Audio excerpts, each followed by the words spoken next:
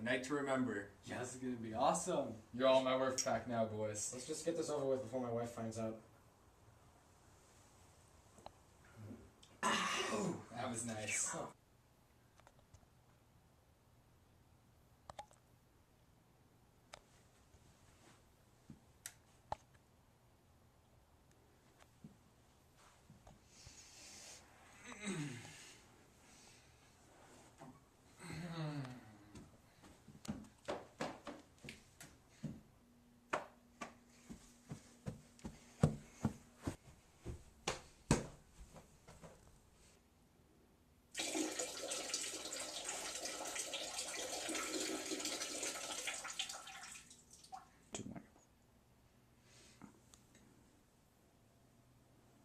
So.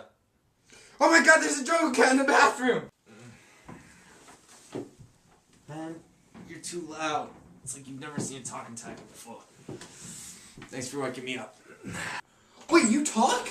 Yeah, how do you think I developed my socioeconomic theory for macroeconomics, which is the vast field of study for economic behavior?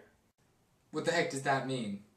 Well, social economics is the relationship between social behavior and economics, and is used to examine how social norms, ethics, and other social philosophies influence customer behavior and how they shape an economy. Do you want to explain to us what that means, or are you just going to keep ranting here? Yeah, I analyze problems such as alcoholism and how it affects the economy. I published all my findings in essays while I was at Columbia and Princeton. I also won the Nobel Peace Prize in economics. So what, you just spend your time in people's bathrooms, like watching them take a pee? Yeah, actually I'm stalking you because of your pure attractive nature. No, it's because you guys kidnapped me. That's why I'm in your bathroom. Well, is there anything that you can tell us at least? Like, anything at all, really? Well, I wrote a theory of social interactions. You can read about socioeconomics. Oh, and as I always say, analysis assumes that individuals maximize welfare, or are striving to promote the basic well-being of individuals. As I conceive it, whether they be selfish, altruistic, loyal, spiteful, or masochistic, their behavior is forward-looking and is also consistent over time. No, we mean about our friend Doug. He's missing. Can you tell us where he is? Well, if you're thinking I ate him, I didn't. Let me show you this chart. Bam! Well, since I specialize in socioeconomics, my whole job is to integrate between population and their demands in the economy. As you can see here, there's a wheat to population ratio in which as population drops, so does the demand for wheat. And as here, as the GDP and a family's wealth spikes, so does the meat consumption for that family. This can prove that a family will buy meat as they have more money or have less of it. See, I am broke, hence I can have very little meat. Well, since my chart isn't really impressing you, and I can tell from that, really bland expression on your face, well, I'm Mike Tyson's tiger. I'd really like to get home. But if you're looking for your friend Doug, maybe you should backtrack. I'm kind of confused how I end up in your bathroom. Honestly, guys, you need to clean this shower.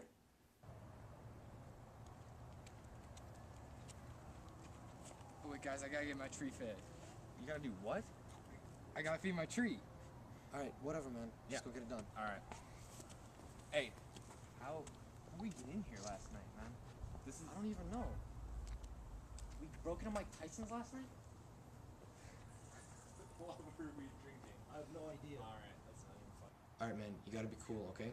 Because I think we broke into his house last night, and I'm pretty sure we stole his tiger. So we just gotta keep it cool and be nice to him, okay? Alright, if anything happens, I took 2 weeks of varsity track. You can be bait. Great.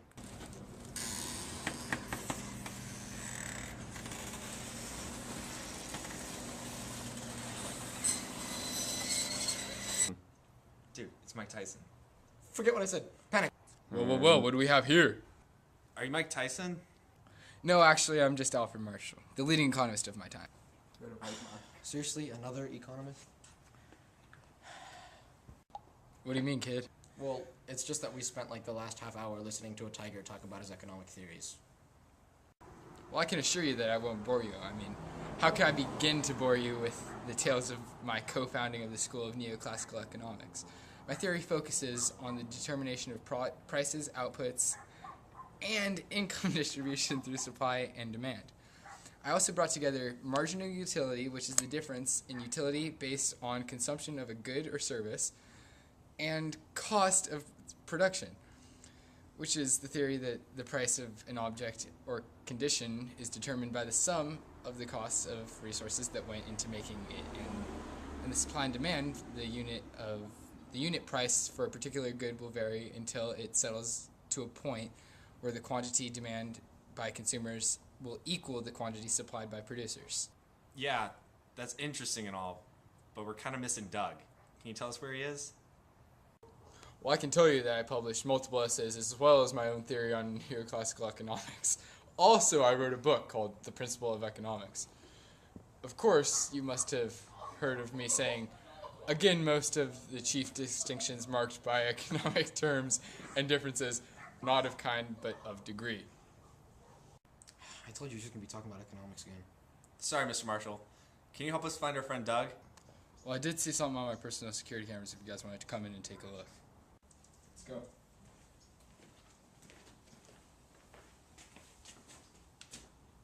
What is that? It looks like a graph. As you can see, as the quantity of a given product increases, the price will decrease, given by this curve here. And as the amount of product produced increases, the price will therefore also increase if the quantity increases as well. Therefore, we can see that if you have a low demand, large quantity, that will lead to a low price. If you have a low quantity and a high demand, you'll have a very high price. The point where these two graphs meet is called the equilibrium point. And this is what I hypothesized. Okay, that's all great, but where's the security footage you were talking about? Oh, yeah. There you go. Oh. Hey, there's Doug. Oh, and there's your tiger. Yeah, why is your friend humping it? We're not sure that he's all there mentally. Hey, guys, have you seen that girl before? Is she wearing my grandmother's Holocaust ring? I don't know, but she was hanging out with your friend Doug, so you should probably find her. That sounds like a pretty good plan. We should head out.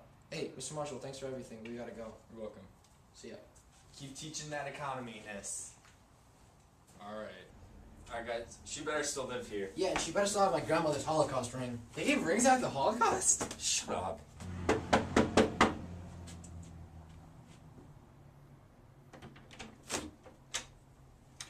Oh, hey, Stu.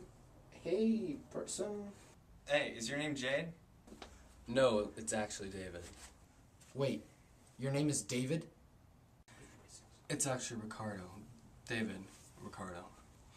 You sound annoyed by my presence. Do you know who I am? I'm David Ricardo. I created the Neo-Ricardian school and developed the theories of rent, wages, and profits.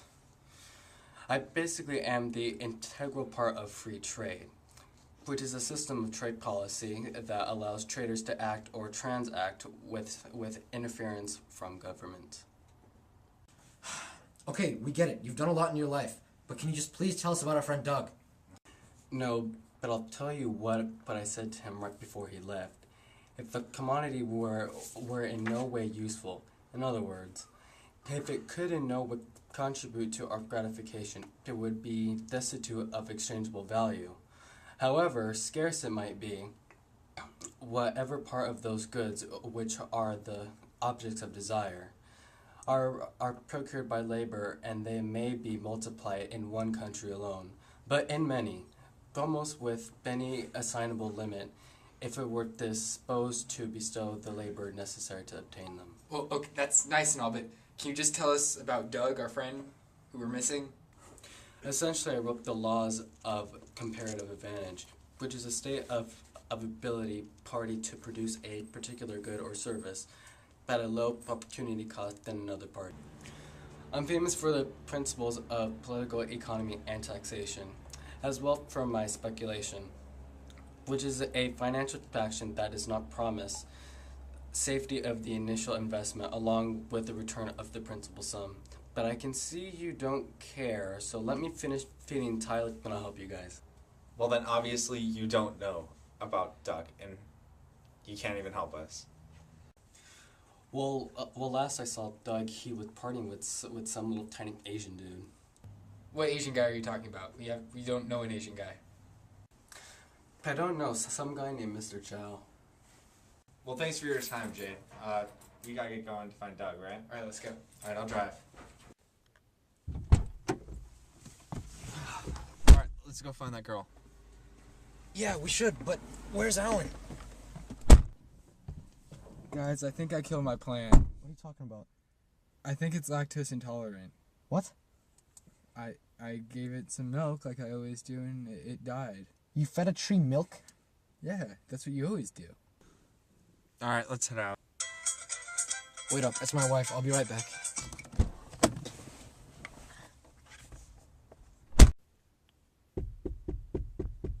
What is that? I don't know. What's in the back of my car? Let's go check it out.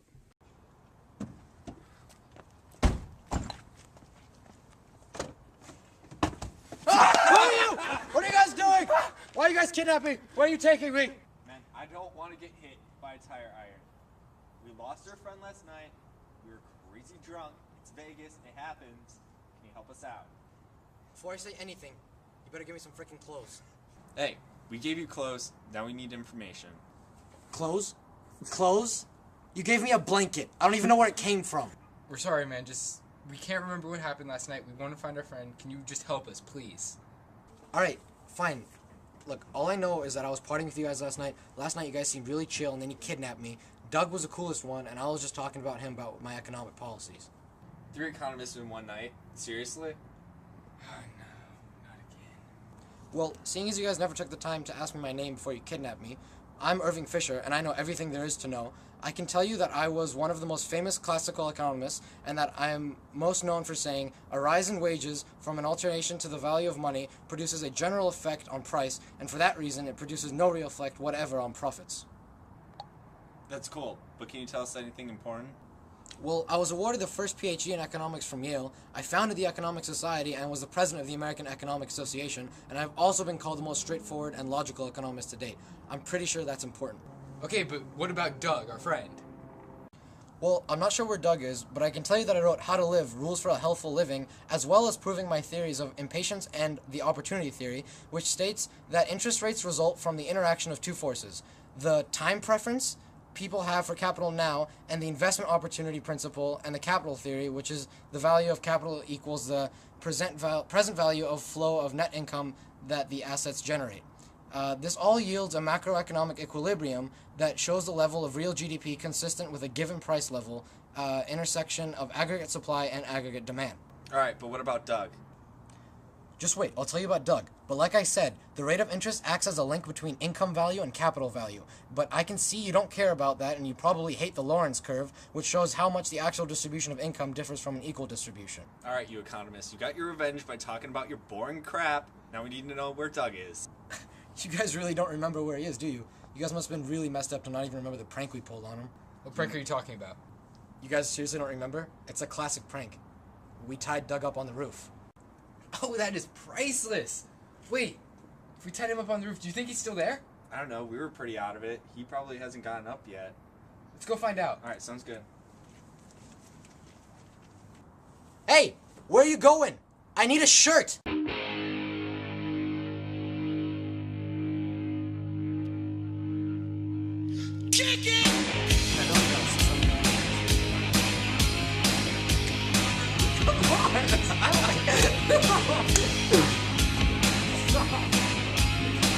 Situation! You wake up late for school, man, you don't wanna go!